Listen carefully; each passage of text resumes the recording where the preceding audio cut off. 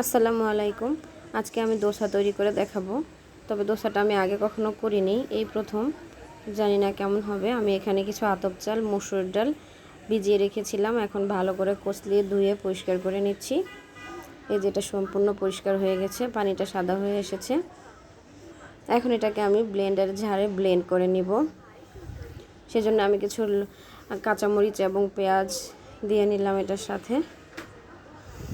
আমার এটা ব্লেন্ড হয়ে গেছে। এই যে একদম পুরো মিক্স করে নেওয়ার দরকার নেই, একটু দানা দানা থাকলে ভালো হবে মনে হচ্ছে।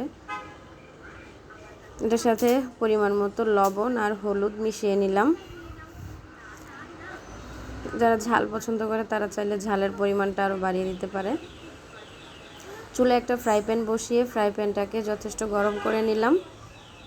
হাত দিয়ে বোঝাই যাচ্ছে প্রথম দোসাটা বেশি ভালো হয়নি। নেক্সট দেখি কি অবস্থা।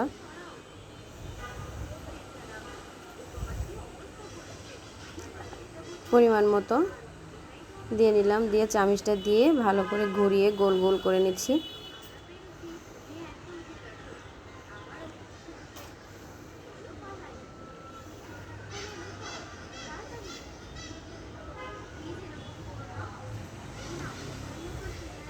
আলতো হাতে করতে হবে, বেশি চাপ দিলে এটা আবার সরে যাচ্ছে। যখন একটা পিস মানে উপরের পাটটা প্রায় হয়ে এসেছে তখন এটাকে আমি উল্টে দিব।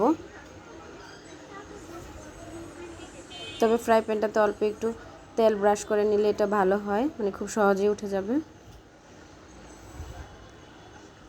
আমি এটা উল্টে দিয়েছি, একটা পিঠ হয়ে গেছে। খুব মচমচে মনে হচ্ছে।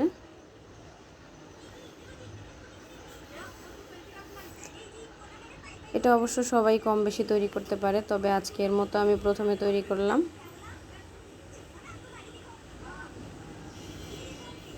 আমার দোসাটা হয়ে এসেছে, এখন এটাকে আমি উঠিয়ে নিব। এই যে আজকে দোসা তৈরি করা হয়ে গেল।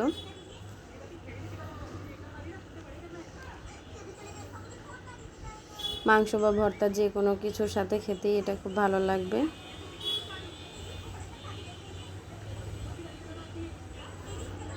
আজকের মতো এখানেই।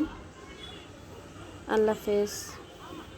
সবাই ভালো থাকবেন, সুস্থ থাকবেন।